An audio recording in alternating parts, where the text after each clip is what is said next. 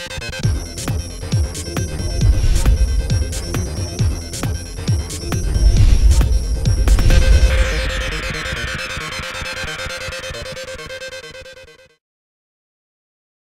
evening. Welcome to the Diablo III podcast. We are online at diabloinkgamers.com. I am your host, Flux, and freshly back from BlizzCon. The show is all about BlizzCon. I am here with two other guests who are also at the show this year. We have Rankil. Hello, greetings. And Nerdwords. Hello.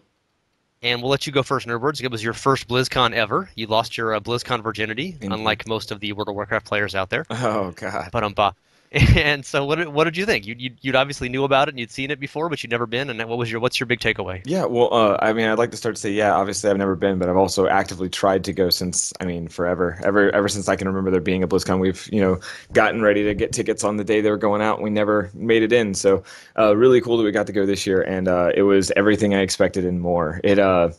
There wasn't a lot of Diablo news, as most people probably know that are listening to the podcast, but we got enough stuff. We got some stuff coming, some new legendaries and stuff like that. But really, it felt like a giant pep rally. I don't know if you guys got that vibe, but like I came home and I was just like ready to play like something. Like I was very amped. Pretty much all the franchises, and then getting to see Overwatch and being there for the unveil of that was really, really, really cool.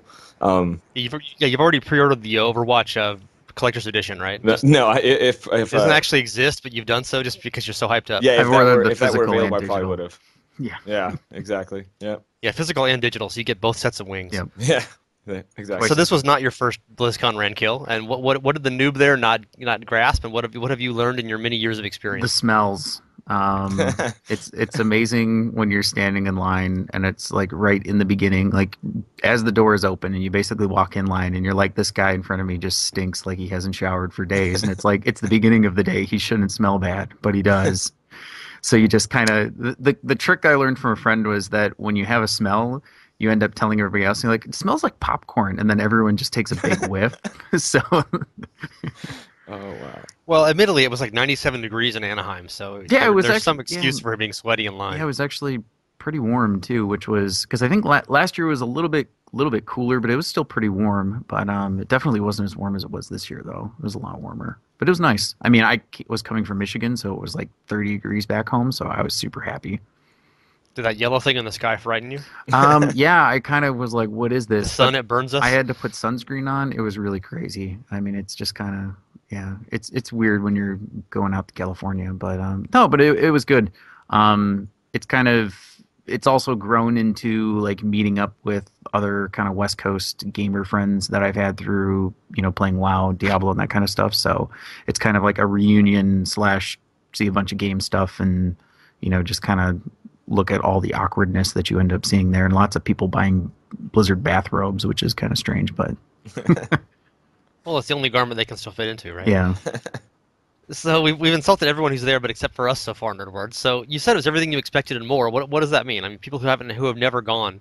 Well, I mean, there's like 25,000 Blizzard fans in one building. What does that mean? Right. I mean, like, I think that's the big thing is that, like, I don't know, like, no matter how many people you're friends with that actually play these games and are into it, like, you're never in a situation where you're literally surrounded by people you could have a conversation with and like get it on any level immediately. Like, 25,000 people converging on basically like what is the equivalent of like 1 or 2 city square blocks is pretty intense. And then even after the show's over, like that doesn't end anything. Then you go out and you hang out at the hotels and meet people and drink and whatever. And it was such a cool experience. I mean, you hear about it all the time. I've heard about it for years. I've always kept up with a lot of the press sites and stuff like that. And I don't know. It would just I expected it to be really, really cool, and it was like one of my top experiences ever. I had an absolute blast. It was one of the best weekends. Where in your top 10 list does that $14 bottle of WoW beer come in? Hey, I was stoked that they did not take that from me going through the airport. I got to take that home, so I was pretty excited. But it was pretty. You broke it over a guy's head in line for World of Warcraft tonight, right? No, and that was last night, but no. So how was it, Rankil? I mean, obviously there was about the least Diablo III of any BlizzCon you've been to, assuming you didn't go in 2012 or something. I guess that was a pretty low year, but all the other games were well represented. Are you into all the other games as well? Yeah, I'm not so much, I guess, into StarCraft. I kind of... Neither is anybody else. Yeah, well, Overwatch, kind of was more or less a surprise-ish because all the rumors going into it were, people were thinking that there was going to be an announcement for D3 expansion, or there was going to be the Warcraft 3, HD remake, BattleNet, Super Street Fighter Turbo Edition or something. But Yeah, I was hoping for that personally. yeah, and because they were talking in the beginning during the opening ceremony, and they're talking about Warcraft's 20-year history, or 20-year anniversary, and the World of Warcraft 10-year anniversary.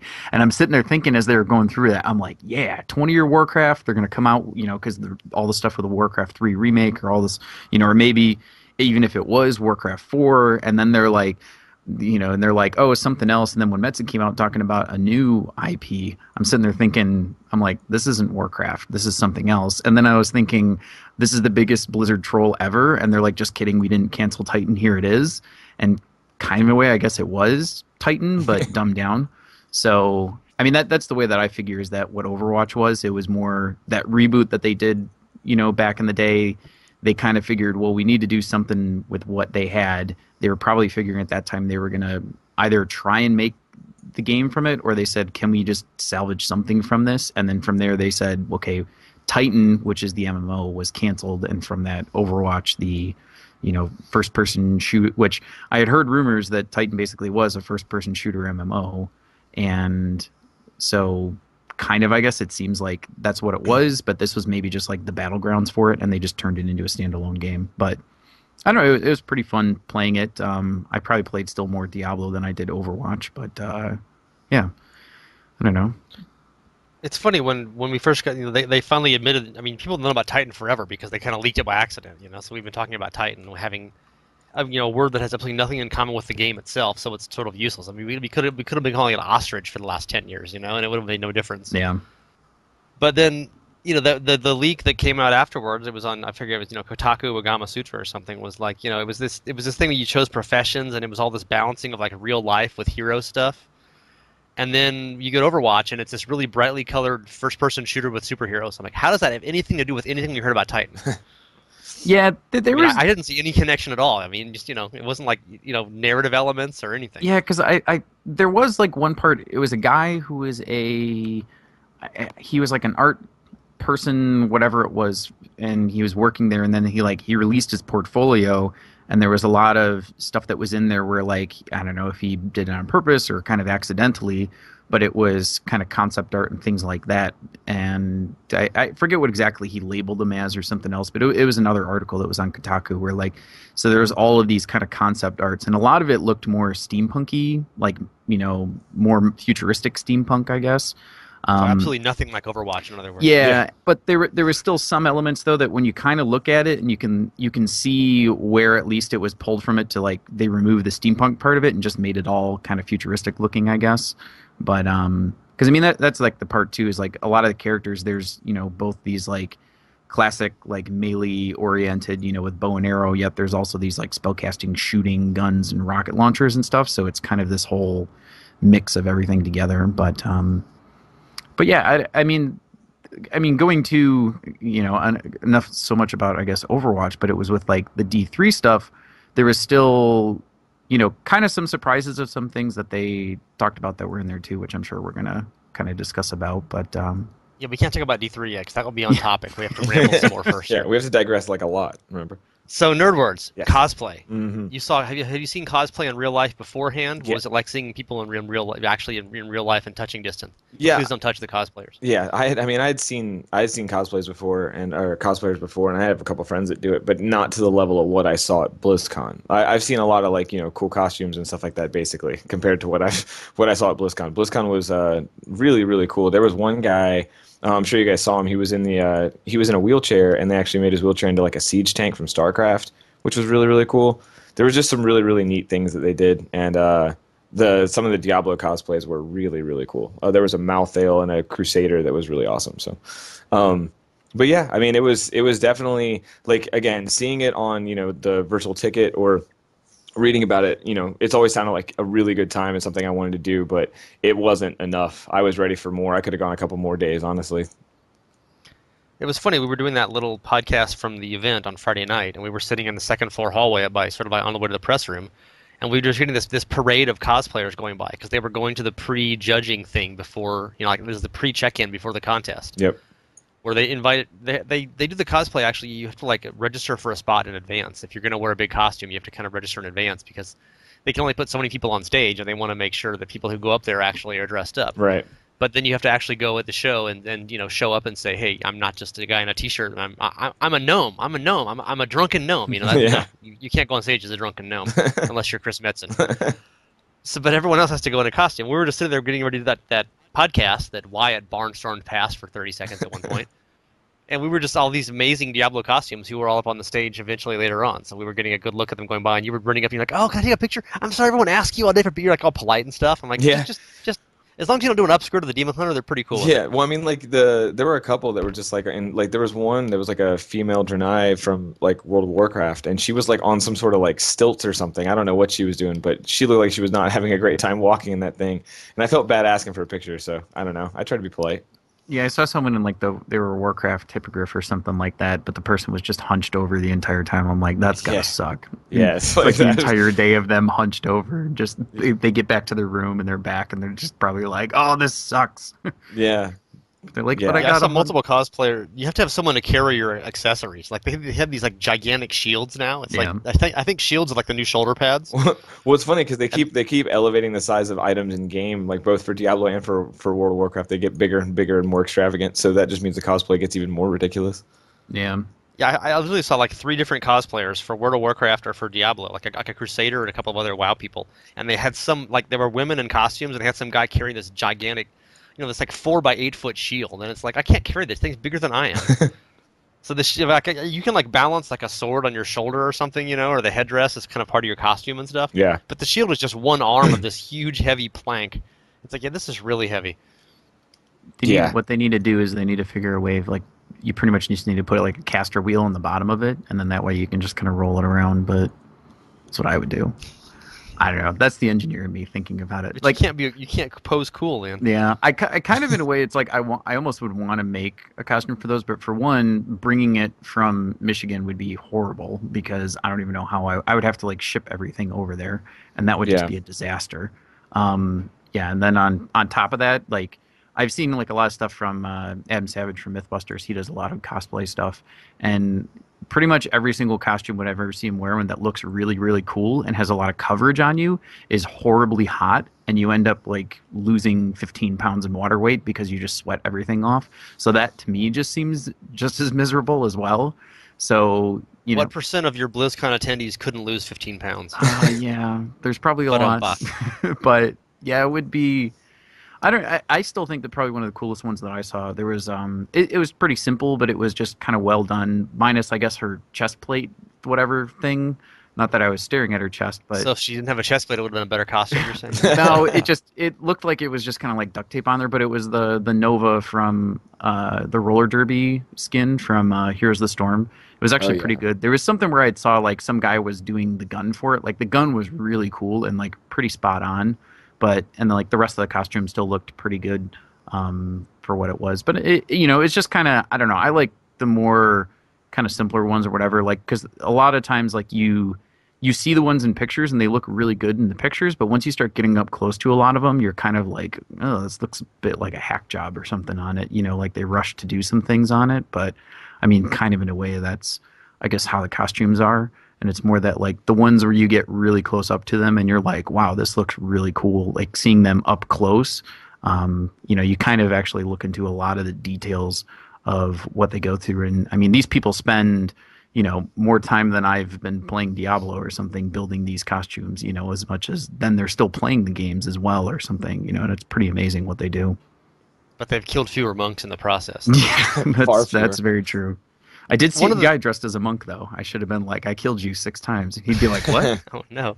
Okay, we need to move on from cosplay here, but one of the earliest podcasts I did on this, I mean, like in the first 5 or 10, I interviewed a guy who actually met his fiance while they were both cosplaying at a BlizzCon, and he talked all about the costume. And he wore some huge witch doctor thing. And, like, he couldn't walk through doorways. He had such a big headdress. He had to, like, turn his head sideways to go through doorways and stuff. And basically, he just talked about, what it's like to make these things and how much trouble it is. And basically, your whole Friday at BlizzCon is just walking around in this giant costume. You can't really play anything. You can't wait in line. It's so heavy. You're, like, sweating all the time and tired. You can't go to the bathroom. You need someone else to, like, carry your stuff for you. and you've got like blue body paint on or whatever, and really they really do make a sacrifice because then the costume contest is Friday night. So then Saturday they get to take all that shit off and actually just enjoy the show, you know. But they're Fridays and just walking around all day getting your picture taken 500 times. And I would think Fridays the Witch They usually really Doctor, they announcement really day, should too. get paid almost to do it. It's such an effort. Witch Sorry, Doctor go ahead, would be guys. the best, I would think, because you're pretty much just not wearing any clothes anyway and just a giant mask. That's Yeah, got to but a be 10-pound helmet with horns in every direction yeah. and stuff, though, and you got to carry some staff around with a you know a skull on it and everything. I mean, it's not horrible. Just It's carry a compared to dead these. chicken, like a rubber chicken. You get a knife. You're a Witch Doctor. As compared to being a siege tank, you Yeah. know, obviously it's a little less effort. Well, But no, that was you know, I easy mean, because but that you got guy to was ship this whole that thing was there and attached make to it months in his advance. wheelchair though. He had like a motorized wheelchair or whatever that was for it. So it was a pretty clever idea on that part. Probably still a little less room clearance. Yeah, that's Yeah. true. Anyway, so enough cosplay stuff. It's really it's cool to see them, and you know when you actually know what goes into it. Oh, I was sitting next to some guy at the Wyatt Storytime with Wyatt, which we're going to end with eventually, and he was in some kind of wizard suit from World of Warcraft, and you know I was like right next to him when we were trying to hear Wyatt over the thundering drums of Metallica, and it was so obviously just a bathrobe he'd like sewn stuff onto once you're next to it. I mean, you could actually tell it was a bathrobe that just had like decals on it, which you know, I mean, it looked pretty good from a distance, but up close, it's like yeah, you can kind of see the origins of these things. Yeah. Most of them are plastic and stuff because that shit's heavy. So Mm-hmm. anyway, next topic. Did either of you take a selfie at BlizzCon? A selfie. No, technically no. I had pictures taken with people, but I was not holding the camera, therefore not a selfie. Yeah, so I guess it was the same. I had one picture, but that was more because it was buddies of mine who did not come, and we took a picture of the three of us, but it wasn't me who took the picture. So it was the other guy, and then we sent it off to them. So Those sound like technicalities on both yes, ends. Yeah, we did. We Did did you the stand in front of the banners, take a picture. I had to have a picture in front of the BlizzCon banners, like I had to. So, Did you see anyone else taking selfies at BlizzCon? actually, I mean, not noticeably.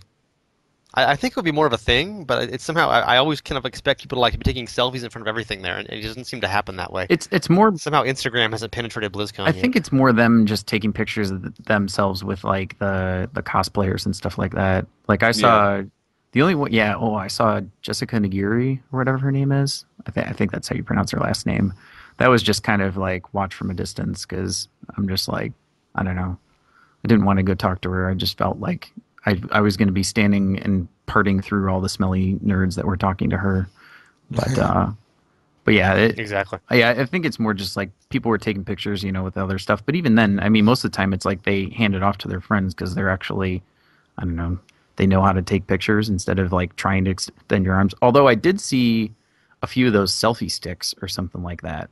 But that was more just when I was walking around on. You put your camera on a stick and Yeah, so like. So you're saying the people at BlizzCon need a wide-angle lens to take a selfie? That's a very basically what your long argument is stick here. or something like that. Yeah, well, I have one of those. So, 15 minutes of bullshit later, we're getting onto the Diablo 3 stuff. So, Diablo 3 demo. We talked about that, Nerdwords and I talked about that a fair amount that first night, but that was obviously our very first impressions, and you weren't there, Rankil. So, what was most noticeable to you about the demo? What class did you think was the most improved? The new sets? What jumped out at you? Yeah, I played all the classes, and then I played both on PC and console, just to kind of see like the play styles or whatever between them. But I would probably say the biggest difference in the class was probably the Demon Hunter because you weren't dropping sentries and standing there and doing nothing. You were actually firing shots and doing damage, which was, you know, surprising that you were doing your own damage. And probably maybe Barbarian, I would say, was next because of the Whirlwind spec. And I mean, it's just more because Whirlwind is pretty pathetic right now. And then I'd say Wizards was maybe behind that. I guess Monk with the Sun Wukong was kind of the same thing, but instead of just spamming your mantra, you were spamming an ability. And then kind of behind was the Witch Doctor because it was more or less a Jade. It was a Jade set with the what was it, that new Wormwood staff, which just auto casts Locust Swarm on everything around you. So it was basically a Jade build, but it wasn't anything too crazy. My main memory, thinking back on it, is just being annoyed that it was only greater with 15 and everything was just so easy and died so fast. Yeah. It's like I can't even. I'm trying to think. Like I was gonna write an article about which of the new sets really worked and stuff, and it's like who can tell? Yeah. I mean, everything died in one hit. Yeah, so. your generators were one-shotting things, so it wasn't even really. Yeah, it was really you were in this gear that was probably, you know, greater of 30 plus for the most part, and yet you're doing a greater of 15, and it just kind of like I was avoiding everything, you know, to like picking up globes and not hitting guys just to see how many levels deep I could go, before I was spawning the guys and stuff like that, and just trying to do things. And so And they were still dying. yeah, and it like somehow you're still killing stuff, and I'm like, wait, I spawned the guy? I'm only on level 3, and it's like, yeah. So, I mean, it's kind of almost in a way, and the disappointing thing too was that like it's not like you had a different set of gear that you could swap around to stuff. You couldn't swap skills because you were in a greater rift, so you were basically stuck with each of the templates that they gave you with each one of the characters. Whereas at least last year you got to mess around with all the skills on each of the classes. You were running a rift, or you were running, you're running, I think it was rifts, and you were running bounties, or you were running in the story mode. So you kind of had like more choices to do last year. And your demo experience, Nerdwords, you just played 7 straight hours of Wizard, right? Yes, absolutely. No, Just like the real game. No, I actually, I didn't. I started on the Wizard, of course. I did 5 or 6, I think, run-throughs on the Wizard first, and then I started messing with other stuff. But mostly, I just wanted to get in and kind of see what all the new stuff was. And once I realized, at first, they had the new sets on the Wizard and on the Demon Hunter on the Barb. But when I realized they were offset like legendaries that had new affixes, then I really started checking out all the different classes because I wanted to see what those were. And actually, it's the first time. I mean, I haven't played other classes in such a while that playing the other classes at the demo booth was really, really awesome. Demon Hunter felt amazing, but again, it was such a low difficulty, it's hard to gauge. But I know with the Wizard, you were able to kind of pull at least a general hypothesis because I was paying attention to numbers and like kind of comparing them to live.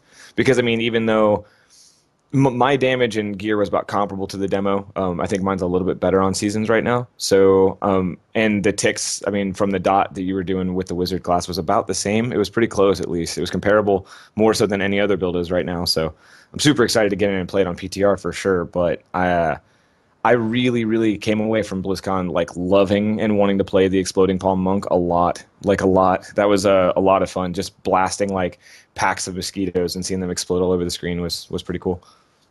And that was the Gungo. Yeah. Gungo. How do you say that anyway? Yeah, Gungdo. Gungo. That There's like a double consonant there that can't be voiced by the human mouth. it's kind of funny because those bracers, when we were first starting out playing the expansion, it was like the running joke between all of us that when we got a pair of bracers, it was Gungo gear. And so now that they're They were actually common. now they're actually good pieces of armor, at least for a monk. So it's kind And of the new set on them makes Exploding Palm work like it's contagious. So Yep. anything that blows up, anything else that gets hit by it catches Exploding Palm also. yeah. Yep. It's Well, actually then, of and you can course, just then they had the Rat King in infinitely- there too, and him spawning all of his ads was just ridiculous. Like it was a lot of fun. And again, I mean, I haven't played a monk in a while, so I can't really compare to what they're doing now. But I know that was the most fun I've had playing a monk ever. So it was pretty cool. Yeah, Jeroen, who's the MVP for the monks, he actually went through and it was on. I don't know if he posted that on Battle.net, but I saw it on Reddit. He was posting where he did a breakdown of like the DPS of what you would get with a new Sun Wukong set, and it's actually depending on how it counts the 500% bonus damage, if it's like an additive or if it's a straight up multiplicative. But either way, it's still better than the Sun Wukong is. And it's not tied into, like spending your resource and things like that and like having to hit. So there's certain other builds that are actually probably going to be doing more damage than it is before. And if you start tying it into things like Exploding Palm and stuff too, I mean, it's gonna be a pretty potent set, I think. It's just, but it's going to be a definite playstyle change than the current Sun Wukong generator spam your mantra and sweeping wind type. Right. Did either of you guys talk to a dev about the monk stuff and what the changes or the idea behind that was? No. Did that come up with Storytime with Wyatt or anything? No. Well, I think it was more just because it's like the play style of it, and the biggest complaint with Sun Wukong is that it was more or less like a critical mass wizard was, to where you're just taking your fingers and just rolling them on the keyboard and just bashing, and there was no real, I mean, yeah, you were sitting there doing generators, which really it brings you almost to like a 1.0.8 monk play style of what it was, but it's just that it kind of in a way wasn't really what they thought it was going to be, because they were thinking that people were actually going to spend spenders and not be spending the mantras and sweeping wind. So they kind of wanted to develop it more and have that set be something that's actually benefits you spending spells.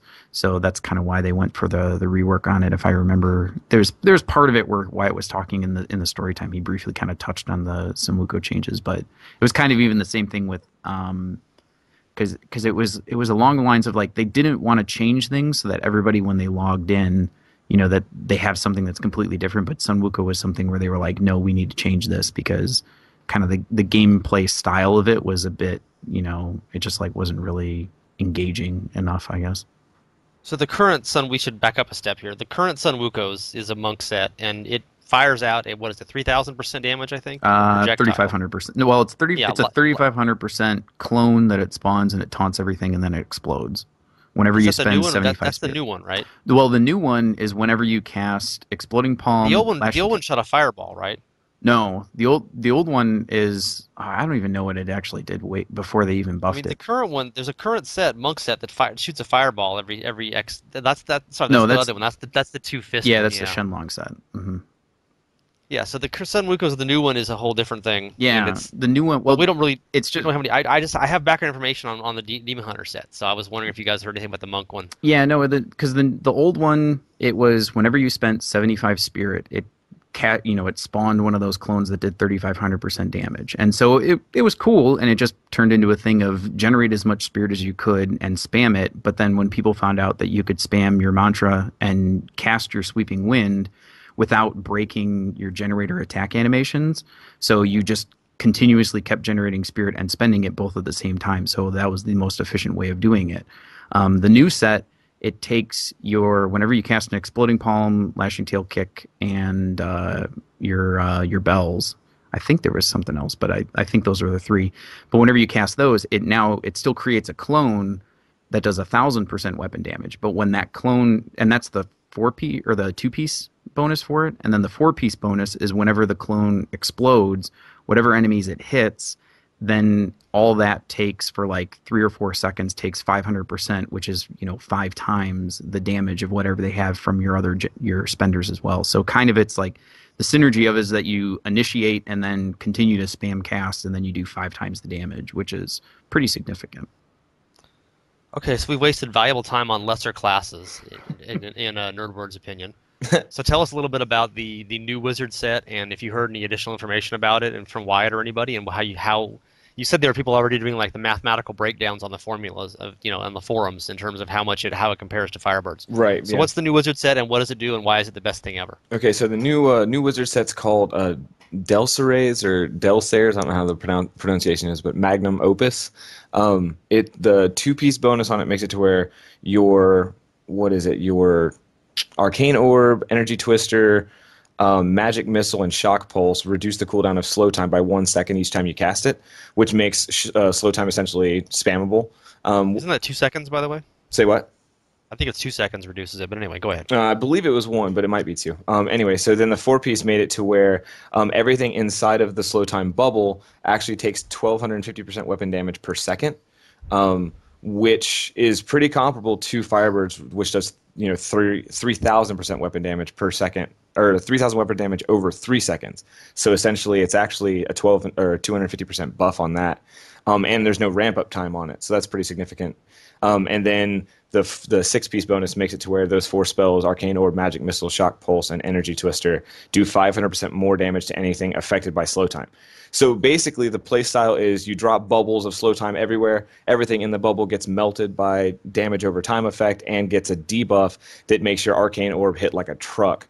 And it felt amazing. It felt like a wizard. I mean, Firebirds is really cool and it's a lot of fun, but it doesn't feel the way I want it to. And it was nice to play a build that kind of like you were launching projectiles. You had Glacial Spike, Magic Missile, you were freezing stuff. That was reducing the cooldown of your slow time, which was melting things around you. And then you had Frozen Orb for like a hard-hitting spell too. So it was really, really cool build. But again, Greater Rift 15, so it was kind of hard to gauge how good it was going to be. But I was seeing dot ticks of 100 to 150 million, especially on elite packs, and that's about what my Firebirds is doing now. And I'm able to clear Greater Rift 38. So I don't know. It seems DOT is janky, right? DOT is like Witch Doctor stuff. Yes. I mean, the current Firebirds, you hit stuff and then you just run away and it keeps burning forever. The new one, Right. you actually have to you have to be there and hitting them with the slow time and then pounding them while they're in the slow time. It's a much more active attack. Yeah, well, but at the same time though, it can work in the same effect because you can kite them through the slow time and they just burn down so you don't actually have to stay there. Like you can drop the slow time bubble and melt them, and as long you can cast slow time wherever you want. It's not just on top of you. Right, exactly, and you can cast multiple bubbles of them now, because there's also a new helmet called Crown of the Primus that makes it to where slow time has all the rune effects. So you're dropping a slow time bubble that's just insanely powerful, boosts attack speed. You can place it anywhere, slows things down, stuns anything that comes in or out of it for 3 seconds once it does, which is more dot time. That's 3 more seconds of 1250% weapon damage. So I mean, like, there's a lot of synergy with it, and then on top of that, if you launch a glacial spike and freeze something inside of the slow time, then it's doing 500% more damage than it normally does, and then still more dot time because they're frozen solid inside of it. So it's really, really cool. And like the more like I've kind of like thought about it and kind of thought back on it, and I played it a bunch, so I just really want to get in and test it at higher difficulties, see how it works, and try it with some different weapons. They had us with the wand that reduces the cooldown on slow time. And I'm really curious to see how it'll affect things having like a furnace or a sunkeeper, because you're gonna have to have that elite damage to compete at the higher greater rifts. That's just pretty much been proven at this point. So I really want to see kind of testing that out without having the cooldown so low on slow time, see if it's still that beneficial. So you played other classes at BlizzCon for the first time in forever, and that's also going to be the last time in forever because you're dying to get the new slow time set. Yes. Wizard. No, actually, Okay, probably not. I'm highly considering rolling a Demon Hunter for the new season. Not as my main probably, but just because multi-shot's like the build I always wanted to play, and I don't play a Demon Hunter because I don't like sentries. So if I can run a multi-shot build and be like semi-viable at higher difficulties, I will definitely be playing a Demon Hunter in the next expansion or in the next patch.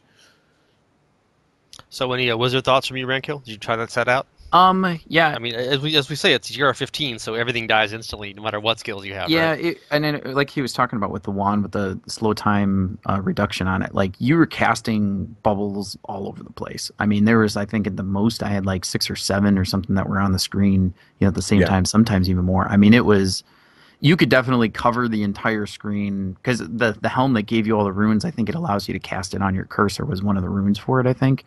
Yeah.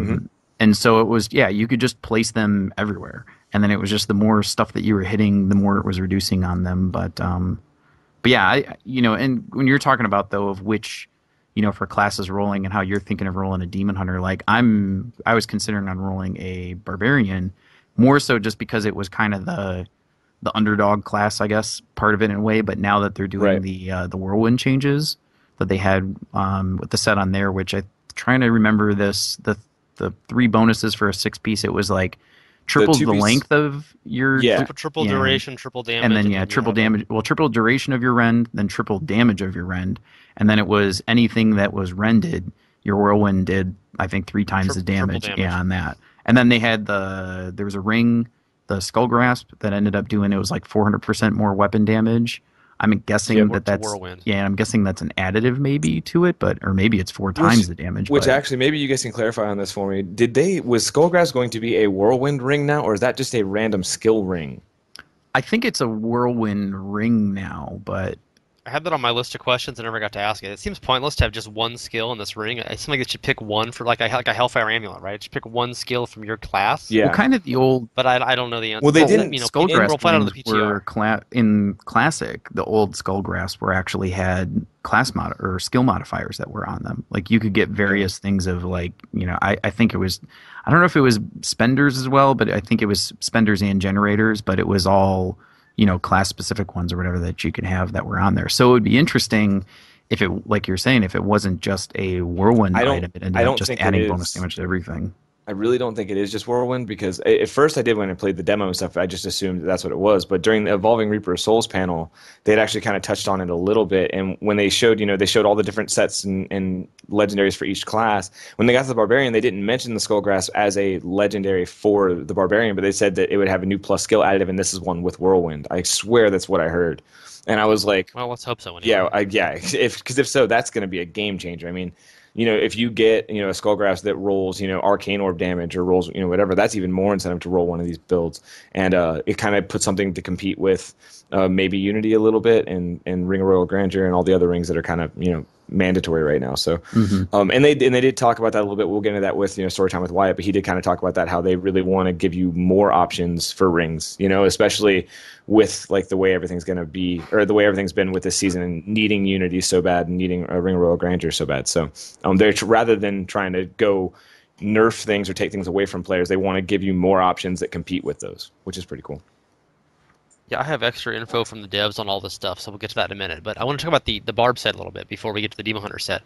Do you guys think the Barb set works? I mean, basically, he also had, I think it was a helm that made you able to put Rend twice on the same targets. Mm-hmm. Although there wasn't it was actually belt. in it. Yeah, it was It a was belt. yeah. It's lamination or whatever. That's actually currently in the game right But now. it didn't show on the. I would multiple times in the demo. I would do it twice, and it wouldn't show two Rend things over them. I guess they just don't have the game visuals working yet. It's not ready yet. But I don't think the set works. I mean, let me just say why, and then you guys can tell me why I'm wrong.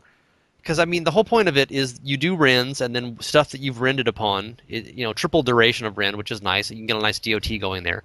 And then once they have that Rend effect on them and they're taking damage, then you can Whirlwind them and they take extra damage.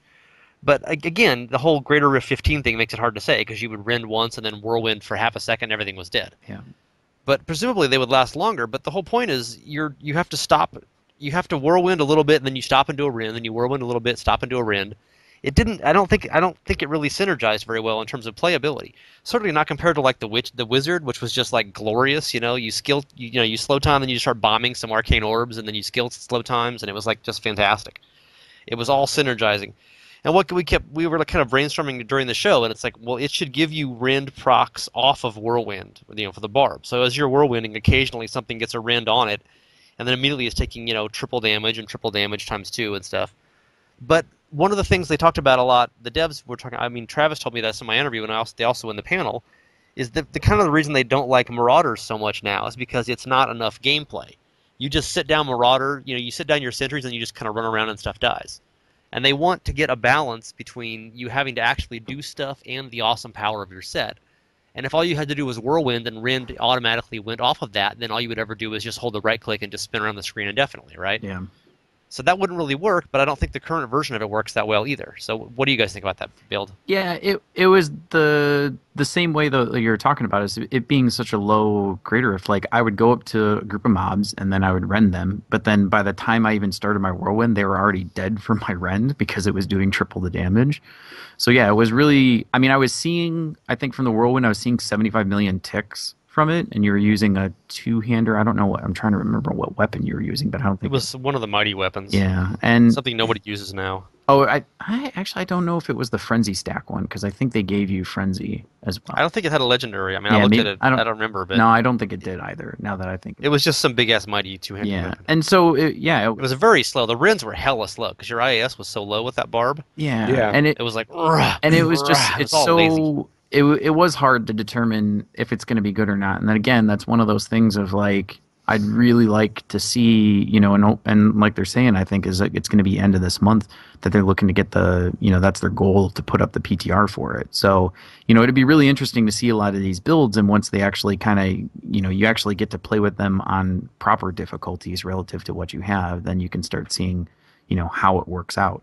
I think that the Barb set was more kind of a throwback. I mean, they mentioned that in the panel too, about how they just kind of wanted to throw something back to the people who played the old school Barb and like how it felt, and they wanted Whirlwind to feel really good again. But I don't think it's going to help Barbs compete with Demon Hunters and Wizards, just because it doesn't address their problem. And the problem with the Barb right now, at least from what I've gathered, is single target DPS. And neither Rend nor Whirlwind are going to help that. I mean, you can Rend now on something and still get that triple duration. It's not making a difference. Maybe triple damage on Rend will help a little bit, but I still feel like they need some really hard-hitting, like single target DPS or something else that'll stack better. But I guess it really depends on how high you can get that. You can get that Rend tick and how much that 3 times that triple damage really helps. I mean, but the cool thing about it is you could actually stack the 4-set bonus on that, get the triple damage from Rend and the triple duration from Rend, wear the belt from that, and then do a completely different set, or maybe use like Hammer of the Ancients instead of Whirlwind, and maybe see a damage increase. Because I just don't know if even having the bonus, the triple damage to Whirlwind, I don't know if that would still make Whirlwind worth it or not. But I guess that's more for the hardcore Barb players. Yeah, I think though the difference though between when you compare it to like their top build right now, which is Raycor's, is that Raycor's worked really good for group killing because it's sucking in, and the more guys that you hit when you combine it with the vile words, it's better and better the more targets that you're hitting. Whereas single target, it doesn't give you any bonus. So all you're doing is pure your charge damage, or you're using your frenzy. So at least with the Whirlwind build is that you can do your double rends on a target, and then you can just continue to spin to win around them. And then once the rends start falling off, then you reapply the rends, and then you continue whirlwinding around them. So at least the damage that you're going to be doing is consistent, as opposed to Raycors, which is really good the more guys you have, and then really terrible on single target. So I think it's going to be better single target, but I don't think it's not going to be as good group damage, because back to where Flux was saying is that you got to keep doing this rend stop, whirlwind, rend whirlwind. Whereas like kind of the old gameplay style of what you used to do with the whirlwind barb was that you were rending, but that was just because you were putting it, and then your tornadoes were killing everything. Your whirlwind was not actually doing any damage really for the most part. You were just using that to clip through mobs in the old style, and it was all your tornadoes and your rend that was killing everything. So kind of in a way, it's a little different, because and looking back to the old Whirlwind Barb, anytime that you needed to backtrack, you were actually doing it wrong, because you should have been one passing through everything, and then everything behind you was just dying, and it was dying off screen and things like that. And so that was kind of like, that's what the old build was. And I mean, it's at least a start, but yeah, it's something that I think, still to see it in practice of once you can actually get a proper difficulty. And then from there, they're obviously going to do probably some tweaks and stuff to it. But, I mean, it's at least a good start to something else, aside from charge and, leap quake, basically. Well, it'd be something that keeps up with that a little bit. I think more to like what I was thinking of is the problem they have right now is survivability with specifically against Rift Guardian. Like they're finding groups just fine, and Rend and Whirlwind are both AoE abilities. So even though it will help on single target DPS a little bit more than the charge build, it's still mainly AoE focused. But with the problem they're going to have with Greater Rift Guardians is the fact that you're going to be right up there with Whirlwind. I mean, it's a melee class anyways, but they've got to find a way to fix it to where, at Greater Rift 38, 40, they're not going to get one-shotted when they're Whirlwinding around, because no matter how much damage Rend's doing, it's still not going to be enough to compete. You'll die, and the Rend will fall off, and you have to start over again. So, I don't know. I feel like that it's cool they're putting the build in there, but I still feel like they're going to have trouble getting that single target DPS up for the Barb so they can compete. Now, mind you, obviously, the top of the top's going to be able to do it anyways, but it just, I feel like they've got to. I don't know what they could really do, honestly. I think it should be Whirlwind or Frenzy, because I like Frenzy, and if you get Rend for your AoE, and then Frenzy you can just burn down. So the set bonus becomes triple Frenzy damage and a IAS. Okay, I would enjoy that, because then you're like a blur, just chop. But anyway, okay, Demon Hunter set. So that's the new multi-shot set, and we've talked about it a bunch, and people are really excited about it. I have some additional info. I was able to talk to John Yang a little bit on Saturday night, and he was at the community booth thing, and I was taunting him about how they were insulting Marauder 6 on stage, and he wasn't saying anything about it at the panel. And he's like, he gave you some long, measured response about how, there's like resource management with M6. I'm like, yeah, of course there is, just oodles of it. And then everything dies, and you watch them die. But anyway, he said that the initial idea, Travis Stay mentioned this also, that it was basically Kevin Martins, who really likes multi-shot, and kept saying, I want a really cool seal for multi-shot. And apparently he was saying, I want a multi-shot bow. And then Travis is like, how about a multi-shot set? Dun-dun-dun. Dun-dun-dun-dun. Multi-shot set. Giving it out like Oprah. So that's what we have now. But you can see, if you actually look at the set bonus, multi-shot is totally tacked on. It could be like any skill there. It's like all hatred spenders and multi-shot. It's like, okay, nice. I assume Kevin Martin likes bones because they threw him one there, which is great. But they could have easily just said all hatred spenders plus strafe, and it would change nothing. I mean, it wouldn't be as effective, but there's nothing really inherently about multi-shot on that. Yeah. But apparently, what John said is the initial design was they wanted to make a set that worked really well with Z's Stone of Vengeance, which is the legendary gem that increases damage when you're further away from enemies. And so they were like, what is a really good skill? This is like a long-range Demon Hunter pew-pew skill, kind of like a Diablo II throwback almost. And they said multi-shot works great with that, and it also makes Kevin Martin stop complaining to us. So that was kind of the initial goal of that set, was something that was long-range, and they said multi-shot worked really well with the long-range thing because it gets bigger as it goes. So it's really obvious if you're further away, like it's a real nice visual cue. And that was kind of, they always talk about, like, they want the legend and the lore of stuff, and, like, this is what the character should be like the power of the barbarian and then the pew pew of the demon hunter. So they wanted a set that looked bigger and was very obvious from a distance with the whole Z's Stone of Vengeance thing, and they pretty much succeeded. And it, apparently, as Travis said in my interview with him, it should be as good or better than the Marauder 6 set, which I don't think it is, but we'll see. Yeah, I think it definitely. I mean, it plays different because you're actually shooting targets. And it's weird too, is because what was it? Your generators give you discipline. Then it was if there's guys that are within a distance of you, you get reduced damage, and then it was you gain bonus damage to your multi-shot the more discipline that you have. So Or any spenders, yeah. yeah, so it's kind of this.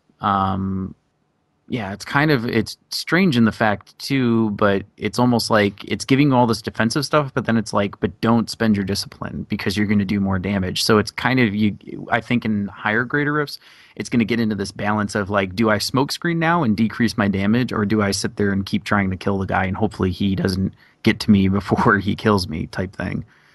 So it might be kind of higher up. It'll have this kind of balance between your survivability and whatnot. But I would almost think too is that you're probably going to pair it with like the Night Stalker passive so that you're getting discipline on crit. You could be running the multi-shot that gives you discipline for every guy that you hit, so you can pretty much have a max discipline the entire time. So, Do you know what the highest discipline you can have is? I mean, I haven't even looked into it, but I would imagine you can get well over 100. I'm trying to remember, but I think there's a couple of it's Nat like set gives you discipline. 75, 80 or something. Well, because Nats would give you. I mean, the base is 30, and you can get what 10 from a quiver, and you can get 10 from a cloak, and you can get 10 from both crossbows. I mean, that's 40 more right there. Mm-hmm. Not even counting set bonuses. And I think you can get 15 from the prep rune that gives you just the bonus 15 discipline. Yeah, if you used. So if you took the set and then you use Nat's ring and boots, then that would give you the 3-piece, which gives you another 20 discipline. So I mean that should get you over because I think you start 30 as a baseline. Yeah, the character in the demo had 65, so that was up to 650% bonus damage. And if you get 100, that's 1,000% bonus damage just all the time. Mm-hmm. And you have all these, and it's regenerating whenever you use a spender, whenever you use a generator. So it's going to be a crazy thing. And Nerdwords, you said you're actually going to betray your wizard and play this character. Yes. Will you be allowed in Zing Zazi in the future? Hopefully, yeah. You're in the lore. How do you pronounce that word? What's the wizard homeland? I don't. Zing Sai? Zing Sai, yeah. I mean, I would say something along those lines. I've actually never tried to say it out loud. I just read it. No in the one else books. has either. So. But yeah, no. I'm really excited about it. I played a multi-shot Boazon back in Diablo 2 a whole bunch with my sorceress. So it's like the other kind of class that I like. I just like that pew-pew style. So I was very excited to see that reveal. And playing it on no, mind you, again, low difficulty, so hard to tell how it competes. But it just was a lot of fun. And that was really, like, when I was playing D3 Vanilla, I wouldn't trade my Wind Force for anything just for nostalgia purposes. I just would always use the Wind Force. Even if I found a better crossbow, I hated the slower attack speed. I would always use the Wind Force. So And they have a Wind Force in the demo, which was nice. Yeah, which was really cool too. Yeah, it was just you're rocking a Wind Force and you're shooting multi-shot over. It was really awesome. I'm super excited about it. But again, I don't have a lot of experience. I haven't played the M6 at all. It just doesn't sound like a fun play style to me. And I haven't even leveled a Demon Hunter since Vanilla. I think she's still at 60. So spoiler alert, it's not that fun. I mean, I guess it's I think effective, the thing but was, it's not that fun. Well, I think the thing was that they were saying that there was camps of people that thought it was a boring playstyle, but then there's the camps of people that enjoyed the playstyle because you kind of sit back and you watch everything, and they can. I think Wyatt, when he was talking in Storytime, he said it was like he's happy if you can take like 50 to 60% of your attention or something to play the game, so you can devote 40 to 60%. Yeah, I actually live tweeted that one. Yeah, we're getting to that in a minute. Yeah. So any last thoughts on the D3 demo? We gotta move on. We're running long here. No, I mean, Witch Doctor was awesome. Witch Doctor was just basically a Jade Witch, auto casting your Locust Swarm. So there really weren't many changes on that, but I'd be interested to see any future changes to other sets, mainly Helltooth, but I don't know if those changes are really coming in this patch. Did either of you guys ever do enough Crusader to talk about it, any?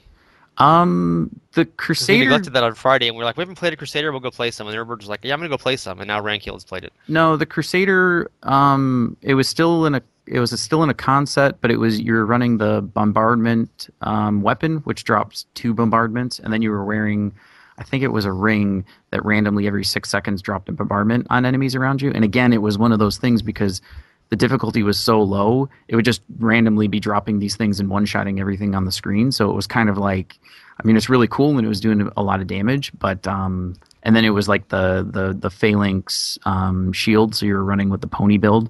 But yeah, I mean, it was kind of more taking the current build, which is the best build arguably right now for Crusaders, and making it better. So yeah, we'll see kind of how that plays, but yeah. Yeah, unfortunately, Katniss couldn't go. If he'd gone, Katniss, aka Leviathan, we'd have him on the show and he could tell us all about the Crusader, but none of us played it much and none of us care. So next topic. But Nerber's like, I care. Okay, no, I don't, not really. Yeah, no, I really did. I mean, it was fun. It was cool, and the Crusader's fun, but I didn't spend a lot of time with it. It was lots of stuff raining down and stuff blowing up. And it was cool, just not my thing. Yeah, I was kind of amazed how it's a totally a caster class. At least that build was. I'm like, can I just hit something with my whacker? It's like, no, you can't. You will cast lots of spells and they will die. I'm like, what? I felt like I was an armored mage, but that was just kind of what I played in Diablo 1 anyway. So, okay, so are you guys ready for the PTR? Have you played the regulation game since BlizzCon, or are you just like, I just want a PTR and I want the new multi-shot set and all this stuff is bullshit in the meantime? I jumped on and played a little bit. I did some riffs as soon as I got home, and I did a little more today and yesterday too, just kind of here and there. I'm in a slow down phase on it. I've got a lot of stuff going on with work, so I just play like an hour or two a day right now. But yeah, I mean, I'm still enjoying it. But God, I want to try that set out. I really like all the stuff we're talking about with the new. We can't really judge a lot of it till we get our hands on it and are able to tweak difficulties and gear and stuff. So once PTR goes live, I will be jumping straight into that and probably playing that until season 2. So I got home from BlizzCon and like my cat was freaking out because I've been gone for 5 days and she only loves Daddy and the pet sitter she just hid from her. So I had to like reassure her. And you have the same experience but with your wizard. You're like, Daddy still loves you. I played other class, but it's okay. I'll come back to you soon. Yeah, basically. And how about you, Rankil? Have you played any since then, or are you just doing World of Warcraft? I actually kind of nerded out and I brought my PlayStation 4 with me, so I was actually playing in the hotel You at took night. your PlayStation 4 to BlizzCon. Yeah. So there wasn't enough video games in the day for you. You had to have a PlayStation 4 at night. It was how I would put myself to sleep, was just to play some more riffs and do some other stuff, and it was kind of like my nightcap basically. So I mean, it was me and my buddy, and I'm not sure if that's playing, sad or inspirational, but I'll give you credit for it. I mean, we were playing split screen co-op, so it was just kind of something to do when we ended up getting back to the hotel and everything else. But no, and I came home. I was playing for a little bit, but then yeah, I kind of more or less was just in like a, it's almost like I wasn't playing my characters and kind of coming back to trying to play. It almost felt just weird and kind of strange, like playing back on PC. And then I was just kind of like, well, man, there's like a new PTRs coming out and all this other stuff. And then with Draenor coming out, this week or today rather. But, I was just kind of like, you know what, this is the few days that I have probably to like play some other games. So I've been like playing a few games of Hearthstone. I played CSGO with my friends for a little bit. But yeah, once the PTR kicks on, though, I think that's when I'm going to kind of push Warlords of Draenor off to the side a little bit and then play a lot more of that. So yeah, I have not played. I'm waiting for the PTR, but I've been really busy in real life too, so maybe that's my excuse. So B3 panels, Diablo 3 panels, of which there were only 2. You guys have seen these people on the internet, and you see the pictures, and you see them talking. Did you attend any of the panels, or were you busy watching World of Warcraft movies, Nerdbirds? I was the first panel I missed because the Warcraft movie panel was going on, and I knew that I could catch the Diablo 3 panel. I mean, we checked the demos out before the panel, so we knew there wasn't, unless they were going to reveal something super huge at the stage. There didn't seem to be anything. It wasn't in the opening ceremony, and usually if they're going to do a big announcement, especially for a title like Diablo, it's going to be in the opening ceremony. Especially if it was an expansion or something. So, and they announced so much other stuff. I felt like it was going to be a super light Diablo year. So, I went to. Well, you're just full of excuses, aren't you? Yeah. I had carefully considered this though. I was arguing with myself because the one of the 2 Diablo panels was at the same time as the Warcraft movie panel, and I am also a fan of Warcraft, not nearly as much as Diablo, but I really like the lore for it a lot, and I'm really curious to see how the movie unfolds on the screen. And going to that panel was like the best decision because that was one of the most entertaining panels I think I've seen. I watch a lot of like con footage and stuff, and I mean maybe it was also because I was there, but it was that was just a really really cool panel to watch, and got to see some of the like set props and stuff, and then of course they had the showing upstairs of like the trailer, which was just phenomenal. Like it just looks great. I can't wait. I went to both of them. First one, which was oh gosh, I'm trying to remember what was the order of them that they went. The first one was What's Next was the first one. And so that was Yeah, I mean, they were kind of talking about the small changes and things like that. There wasn't really, it wasn't too big of stuff, and it was kind of like, from playing the demos and things like that, I, got an idea of kind of like what it was. And then the next one was more like the designing, process one, which was kind of a bit strange to where they invited all these people up on stage and they just kind of put them in a huddle and then crossed off some names on the list and they said, okay, and there they go. And then they, send them off the stage. But it was kind of cool hearing them with like the different items and things like that. And they were kind of talking about the history of things and why they closed down, the auction house and like what their kind of thought process behind that was. So, I mean, it was kind of cool in that, but again, it was like the content was a bit lacking and it was more just, okay, here's the new items, here's the new stuff that they're doing for the zones and, changes and things like that. So, yeah, I mean, I would say out of probably all the games, I would think that Diablo was probably one of kind of like the smaller content. I guess StarCraft 2 was kind of in a way too, because you already knew that it was Legacy of the Void. There's a few new units, but it was more like story driven. I guess that was for that. So they were kind of on the, playing second fiddle, I guess, to, Overwatch and then the Hearthstone expansion and then, the upcoming WoW expansion really. So, but even then, I guess the WoW expansion, there really wasn't anything new. It was really more like the WoW movie stuff that was the new content that they were releasing. Yeah, well, they had a lot of stuff about all their other titles, so Diablo was a little light, and I kind of that was kind of my fear going into it. But I mean, I again was shocked at how much fun I had even saying that. I mean, they had a lot of really cool stuff there anyway. So, but I will say though that a lot of the information we got from those panels, like especially about the legendaries and stuff like that. We just had already played them on the demo and had been testing them all day, so it was. It was kind of underwhelming, but it was really cool. The designing, I like the designing process. They did have them huddled up, but just kind of like them going through their philosophy on how they do things and stuff, and hearing Wyatt reiterate it, the second or the end of the second day, like during his story time and stuff, kind of about their process of refining and all that stuff. Like their ideas for legendaries was really really cool, and the kind of that post mortem they did, kind of going like you forget some of this stuff, you forget how broken it really feels like the game was at the beginning. I mean, I was not on the group of fans that were super, super angry at the beginning. I still enjoyed Diablo 3 in vanilla phases. And I mean, of course it had its issues, but I was actively playing it from the beginning. But going back and reading it now, I'm like, how did I even play this game? Like how did how did I even do this? Like, they're talking about the auction house and how much you played. I mean, I was on the auction house a ton. I wasn't even playing the game. And they went into like, the chapters menus and stuff, like the different like campaigns, you just reset the same quests and stuff, and like thinking about that now, as much as I've been playing adventure mode, man, I couldn't even imagine going back to that menu. Like, it's just a nightmare to think about. But it just shows like how far the game's come, and the fact that the leadership, like the people that are on the team now, not to say they never did, but the people on the team now seem to have a good idea of what the players want and where we're going with it. And I really feel like they're hard at work on something, because there was so little. And I believe one of the developers actually mentioned to Flux on the floor somewhere that it was kind of light because they are working on something. I mean, they're working on the new patch, the new seasons, and all that stuff. So they were kind of, BlizzCon was kind of a throw together. Here's what we got to show you. Just try it out, see what you think, and we'll catch you next year. Yeah, the most memorable thing about the second panel was how tall all the guys were on stage. Yeah. Like Julian Love was doing the intro to them, and I mean Josh is pretty short. Julian's like average height. I mean, I don't know, he's 5'9" or 5'10" or something, and every guy was like 6'3". All the guys with their ideas, and then of course they had this whole whiteboard full of stuff, and they just crossed them all out, and it said something about, we like the wizard source that changes your damage type, and we're gonna make that a ring so every class can have it. I'm like, okay, that was an interesting panel. But as you said, I talked to Julian Love after the Saturday panel. I've known him forever. He was actually one of the very few guys who were actually at Blizzard North back in 2004 or 5 or something. He's been there for that long. And I didn't recognize him with his goatee at first, and I said, hi, what's up? And he's like, oh, Flux, what's up? We chatted for a while. And I asked him sort of jokingly, why don't you guys have matching shirts this year? Because every other year they had like real cool bowling shirts or whatever. You look at the panels from 08 and 09 or 010. And they all have like all new shirts and uniforms. And he's like, we just didn't bother with that. We were really busy this year, as you were just saying, Nerdword, trying to steal my thunder there. Good try, but I am Thor. My thunder will not be stolen because you cannot lift it unless you're Captain America, which I can make a little worried face in the trailer.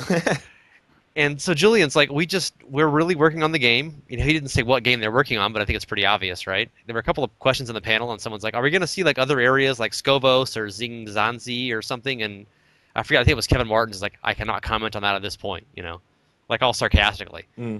And there was some other question, like, you guys working on an expansion? I'm like, we cannot comment on that right now. So I mean, it's not a real, it's not a real freaking secret here, right? Yeah. Right. Yeah.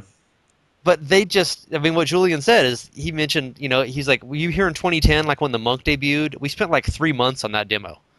It was like all of Act Two and this huge desert thing. And he's like, one thing we really learned is how the desert doesn't really work as a major level. But of course, it was still in the game anyway, so they didn't learn it that well. But Yeah.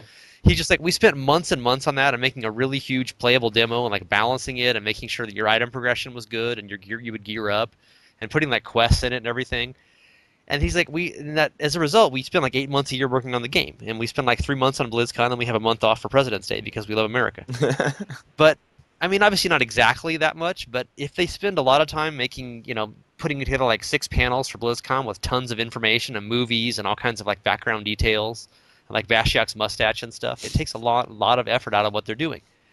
And this year they did 2 quick panels, one of which was like, just kind of walking around with a whiteboard, making it up as they went, right? And the other one didn't have a whole lot of background information, just kind of talk about what they've been doing, but not so much of the future. And they had a demo that was just a greater rift that had, a new level, but lots of stuff wasn't ready yet. And I'm not, they didn't throw that together in like 5 minutes over lunch break, but obviously it's a lot less than it was for all the previous years of demos because they're just really crunching away trying to get the next game ready finished, which of course we cannot say what it is because no one knows yet because it's a secret. But in a way, it's like encouraging. They didn't have new matching uniforms and a huge demo and like 5 panels. Even though it kind of sucks for us wanting more Diablo stuff, but that just means that we're going to get the next actual game, sooner. Yeah. No, I came away from it like super excited. Like I said, I kind of felt like it was a pep rally. Like I left, like didn't really have any new information, but I felt like jazzed up about the game. Like just getting to walk the floor and like talk with the developers and like meet them and hear their philosophies on things and play the demo and kind of see the items that are coming and the sets that are coming and their philosophies behind those.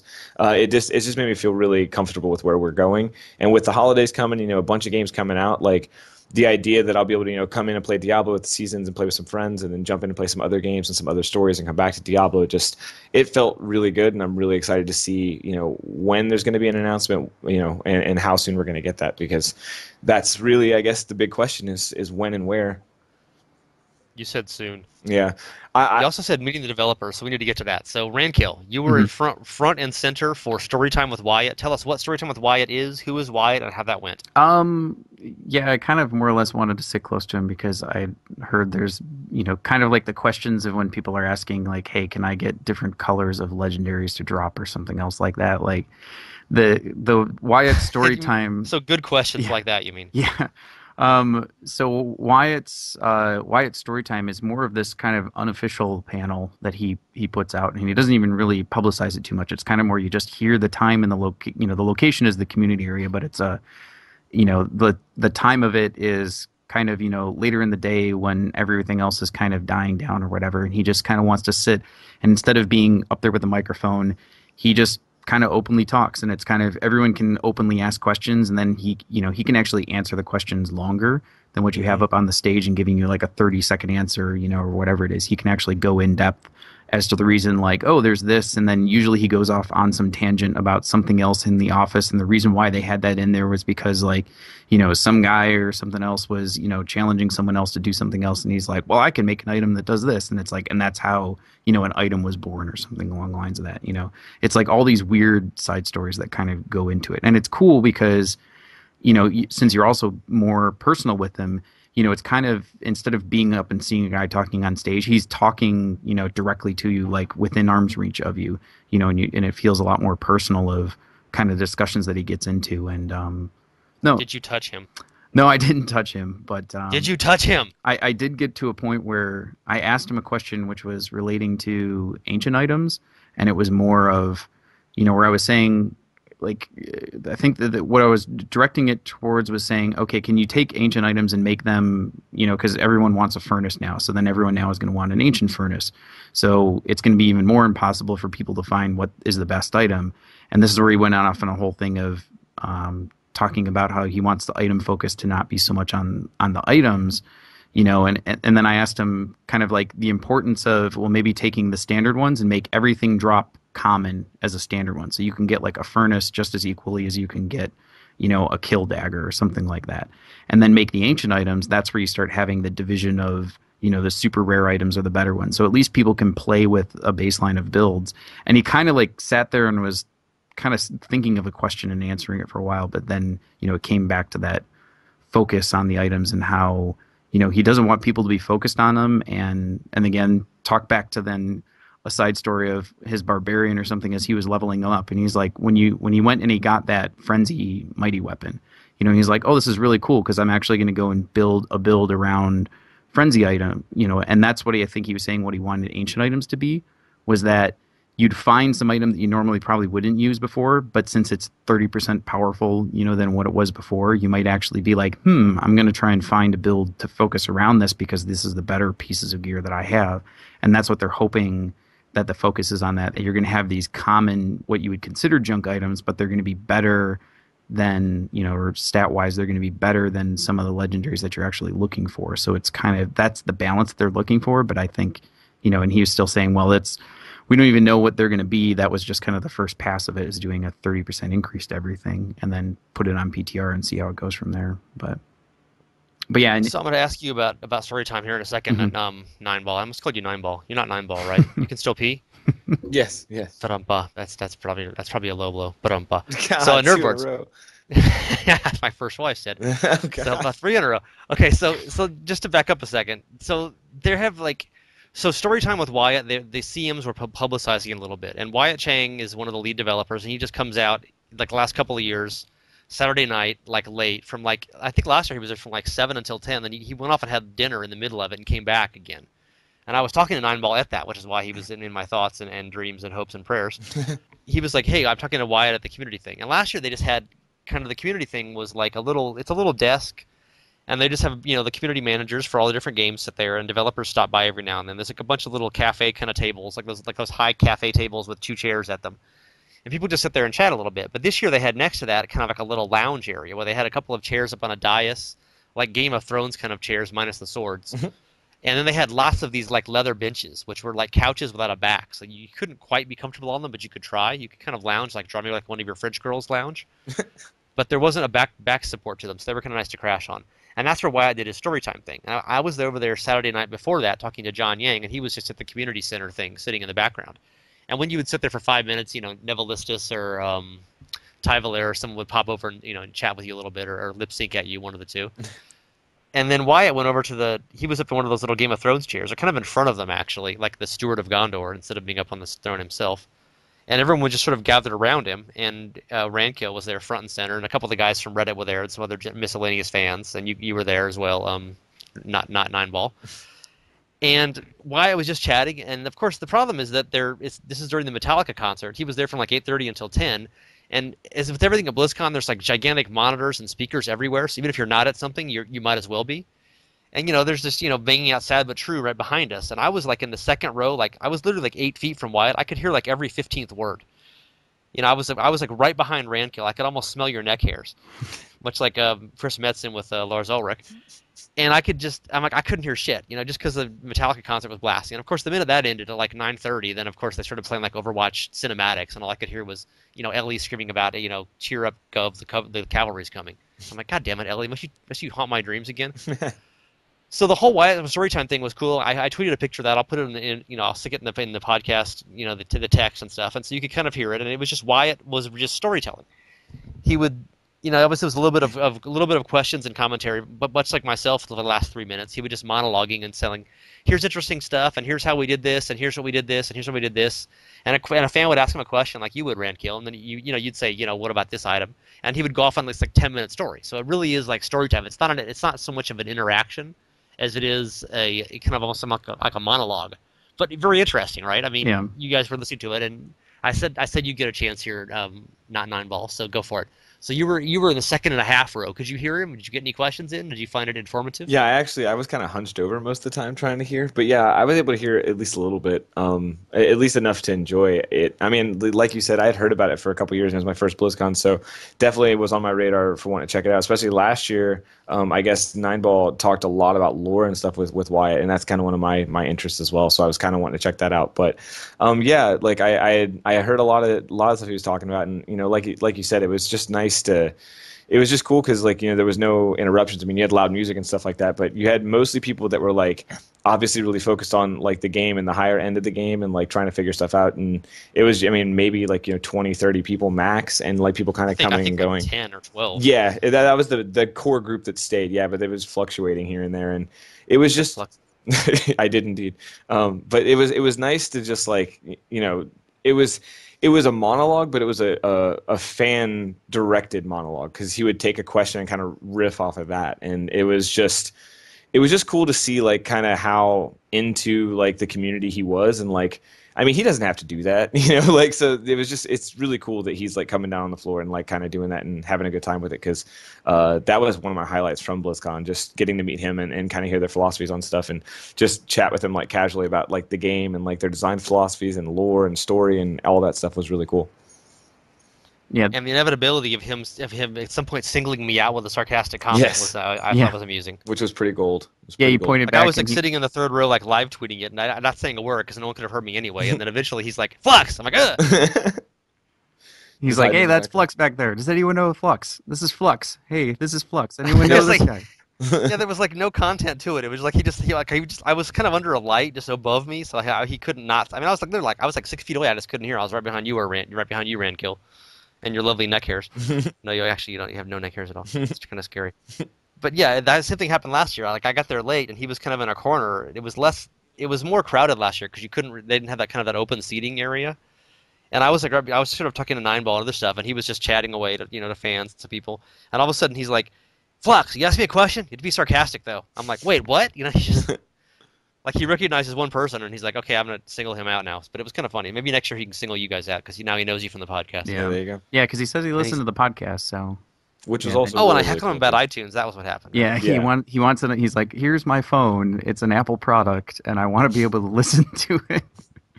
No, you gave me a high five, right, Rank? No, it was Nerdwords gave me that. No, he said something like, why aren't you on iTunes?" And I said, "No human uses uses any Apple products anymore." Yeah. Yeah. And I agree. And Nerdwords like busts up laughing, gives me a high five, and then he whips out his iPhone, and he's like, "I want it on my phone." And then I got kicked out of the beta, but other than that, it was pretty cool. Yeah.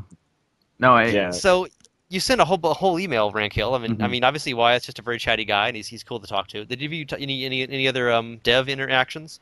I saw Morhaime in the lobby when I was walking out at like 10 o'clock that night. I didn't stop to say hi, but I saw anybody see Jay Wilson kick him in the nuts or anything? No, it's kind of in a way. I mean, I know we've had like discussions of it and kind of things in the back, and or the other podcasts about Jay Wilson. I mean, I think that Jay Wilson definitely got a lot of the brunt of like the initial kind of bad game design and the direction that they were going. But I think it was almost like the game back then for him. The game needed to fail kind of in a way in order to be to where it is now, because I It think had to fail before it could succeed. yeah, and it's like, and kind of in a way I mean, it sucks that it had to do that in a way, or it was headed that way, but it's like, the game, and you look at it how it is now, it's a lot better of where it was. And I mean, talking kind of in a way to other Blizzard employees and stuff that I was there, I kind of, would always mention and stuff, be like, how was it working for Jay Wilson? And they're like, Jay Wilson's a great guy. It's like, he's actually a good guy, and everyone kind of gave him a lot harder time for it, what it is. And I think even Wyatt was one of the ones that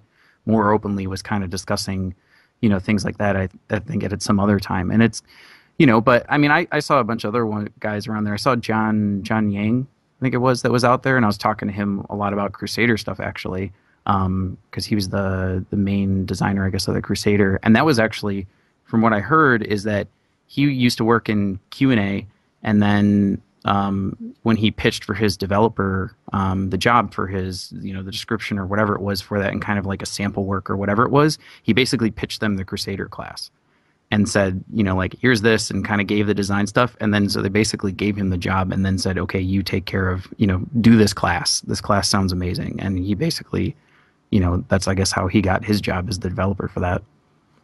So what do you think happened? I mean, the Crusader sucks. Oh wait, what? No, No, I Crusader's actually, awesome. out of all of the classes, I mean, mainly because with the expansion, and there was a class that was built from the ground up alongside with the expansion, I think Crusader is probably the most balanced class for different varied of like build diversity, the item interactions and the way that they work, because everything for that class was built, and it's not like they took an old set and they were like, oh, we got to somehow make this work, and we got to use these skills, and the interaction with everything with legendary items, and I think how the Crusader works, they're actually really good. And it's kind of almost, I think it's like the baseline of what I would like to see all the classes for the interaction worth. Because, you know, a lot of other ones like Demon Hunter right now, all you have is an M6, you know, and it's kind of like, okay, so they're going to introduce another set, you know, and there might even be, when they take those, the old legacy sets that are the 4 pieces or whatever, they're going to make them possibly into 6 pieces as well. So, you know, those can do another thing to develop those characters even more, to have kind of more varied options instead of just being this like, nope, you can run, you know, a Firebird Wizard, you can run an M6 Demon Hunter, you can run a Charge Barb. You know, it's kind of like with a Crusader, it's like, I mean, yeah, there's the Phalanx one, but then there was, you know, like kind of the Holy Shotgun or the Holy Suicide Bomber, as I like to call it. I'm sure Leviathan could probably, he can run in, and Katniss, whatever, he could run in and talk about a whole bunch of the other builds and stuff that are at least somewhat viable, you know, on there. But he stayed home to get Paragon 700 instead of going to BlizzCon, so he can't talk about anything. Including vacation time from work. He can't talk about that at all, apparently. Yeah. So any final thoughts, Nerdbirds? About Storytime with Wyatt or anything else? Yeah, I mean, I honestly, because it was my first BlizzCon, I kind of fangirled when I met the developers. I would just have them like sign my Book of Cain, and I had like one question for all of them. And we had talked about it a while back on the podcast, kind of about like where the story for Diablo is going to go. And that's like one of my prime focuses, because I do read the novels, and I've been a fan of the series for so long that the mechanics and stuff of the game, they usually work themselves out and they patch and iterate and stuff. But the story, like, that's usually a one-time pass. You can't really patch that and where they go with that. So with them, you know, a while back on the Playaway Thursday, they had announced, or well, kind of mentioned offhandedly, that when Malthael was killed, that all 7 evils were released as one and not all 7 evils separately. And there was, you know, a lot of people that were kind of like, oh no, like, what does that mean, you know, whatever. And that got me excited because of the origin story of Diablo and Tat-Themet, the 7-headed demon, where they all came from, and the idea of fighting that demon. So I every single Kevin Martins, Julian, Wyatt Cheng, John Yang, and Josh Mosquera, I asked them, okay, so being that that's what was said on the Playaway, does that mean that we have the possibility of, you know, fighting of Tat-Themet? And pretty much the response, I mean, they can't answer that question. Even if it was a yes, they can't say yes. So, but I just wanted to kind of like plant that seed, maybe, because that would be a really killer storyline. But also, like, the mechanics of it would be really cool too. So I was just curious. But aside from that, I honestly just kind of fangirled. It was just, hey, sign my Book of Cain. Thanks for what you do for the game. I'll let you go, you know, do your busy day. So I kept it kind of short, but it was just really cool to see how, like, they were just out hanging out. I mean, I saw Josh on his way to the panel stage, just kind of like carrying a beer over to the stage. And like Wyatt, I saw in the hallway when we were up doing the podcast, and then also saw him like in the hallway another time, and just like randomly just like walking around, and then, you know, Storytime as well. So there was a lot of just like candid moments with the developers where you could just like walk up to him and talk to him. And that was just not something I was expecting. I mean, I guess maybe I should have. It was my first experience, but it was just really cool to see how down to earth they were, and to be able to like just chat with them about the game and hang out with them. Yeah, after panels especially, that's a great time. They just kind of walk off the side of the panel and just start talking to people. Yeah. And I was sitting right on the right side of the stage for the Saturday panel where they brought up the volunteer developers and stuff. And there were multiple Diablo III developers just sort of standing over to the right watching the panel. That's actually where I caught them. That's where I caught most of them, because Kevin and Julian, that's the one time that I saw both of them, and I asked them that question then. Yeah, you didn't fit on the panel. They just like hang out and chat and stuff. Yep. And there was a couple of empty seats next to me when someone left, and a couple of developers, I'm blanking on the names right now, but just came up and sat down next to me just watching the panel and just waiting for it to end. And like as soon as the panel was over, one of them was like handed Josh like his man purse back, like they were holding it for him during the panel, you know? Mm-hmm. So they're just like hanging out, and you know, when you're done, here I'll hold your wallet for you and stuff, and when you're done, here you go. So it's just, and they just kind of mill around. You can just walk up and say, hey, you know, I like the game, you know, what's doing? They're happy to shake your hand and talk and stuff, and you may touch them. Yeah, it was pretty cool. I hope it didn't come off too lame. I was just really excited. Okay, so we got to wrap this up. Any final thoughts, guys? I mean, obviously BlizzCon wasn't a huge Diablo 2 thing this year, or Diablo 3 thing. Very little Diablo 2. Very little Diablo 2. Even less a lot Diablo more Diablo 1. 3 than that. Yeah. Yeah. Yeah, so I mean, aside from the whole mystery, is Kerrigan a human or Zerg now, or is she going to be a Protoss next time, just in case, just to cover all the bases? And Overwatch and stuff, you know, there wasn't a great deal of Diablo 3, but it seems like what there was pretty good, and we're kind of expecting it. You know, there's a reason there wasn't that much of it, as I monologued earlier. So, are you guys satisfied with the whole thing? Are you dying to go again next year? Are you waiting for the PTR? What's your current plan, Rankil? Or there was one thing that I was actually remembering. That wasn't John Yang that I was talking to. That was Don Vu, actually, because now that I think about it. But just wanted to correct myself on that. But And that's your final thought. Okay, yeah, Brandon, moving on. No, sorry, go ahead. no, yeah, just looking. I mean, I'm looking forward to the PTR on this, but I mean, really is. I mean, next year because I think that next year, at least some point in time between now and the next BlizzCon, they're going to announce the next expansion. So the next BlizzCon is going to be pretty Diablo 3 focused, I would think, also with a little bit of Overwatch. So those are probably going to be the two major ones. But yeah, I'm kind of looking at it because you figure it was, what was it, Gamescom that was when they announced the expansion. So Yeah. kind of looking for, I guess, around that same time, probably for them to do another announcement, for the expansion now, because if they're going to be looking, around that same time, because I don't see why they would be waiting longer to do an expansion. But no, I mean, next year for sure, I do want to go out. I mean, it's kind of almost in a way I want to make it something that I do every year, if I can. It's getting harder and harder though to get tickets because every year everyone tells their friends and says they all need to go. And, so as time goes on, it's going to get harder and harder to get tickets and they can't cram any more people into that area. Like my first wife. Yeah. Yeah. Okay, final thoughts, Nerdbirds? Yeah, I mean, I'm absolutely like I said, it was one of the best experiences ever for me. I just had a blast as a fan of all their franchises. And again, going back to what I was saying earlier, like it wasn't very Diablo focused, but it felt very Blizzard focused, like more so than any certain game. You had the 10-year anniversary for World of Warcraft. You had the 20-year anniversary for Warcraft, which I mean, essentially is the cash cow for this company, and it allows us to have a lot of these other titles. Namely Diablo, and kind of even have BlizzCon. I mean, BlizzCon. Yeah, it's even really without World of Warcraft, we probably wouldn't even have BlizzCon. So it's and seeing the documentary for that was really cool. The movie stuff was really cool. They announced a brand new IP for the first time in 17 years. So that was really cool. To be able to be there for all those moments is like something that none of my friends can say. So that's my EP is through the roof right now. But yeah, it was really cool. It was a great time, and there's no way I'll miss it if I've got a chance to go any other year. I'll be trying to buy tickets or get in however I can, because it was an absolute blast. And getting to meet a lot of people that we talked. I've talked to you guys on the podcast for a while now, and I haven't got to meet you yet. So that was awesome. And getting to meet other players and stuff, and the developers and the CMs. It was a party, man. It was really cool. Okay. That's our BlizzCon 2014 wrap-up for now. You've been listening to the Diablo 3 podcast. We are online at DiabloInkGamers.com. And thanks, guys. And moo. I tried that with Travis at an interview, and he goes, "There's no cow level." I was like, "Oh." I heard that, yeah. I heard that, and I died. Stupid Diablo podcast. Okay, this is Flux. I'm talking to Wyatt. He's going to tell me why I should be using iTunes. You shouldn't be. No, I use iTunes. You can use whatever you like. Well, it doesn't work on iTunes. This is Wyatt Cheng. We just got an hour and a half of story time with Wyatt. What did you learn tonight, Wyatt? There's a ton of players who totally love the game. Yeah, but I also You already knew that, man. I also told them that everyone should be listening to the Diablo podcast. Well, because it's a great source I'll of be commentary. playing this and on coverage. the Diablo podcast. They probably agree with you. Everyone who hears this already knows. Well, I mean, yeah, everyone likes to play. There's a ton of fans who are like just super passionate. The community is alive and well and wants the best for the game.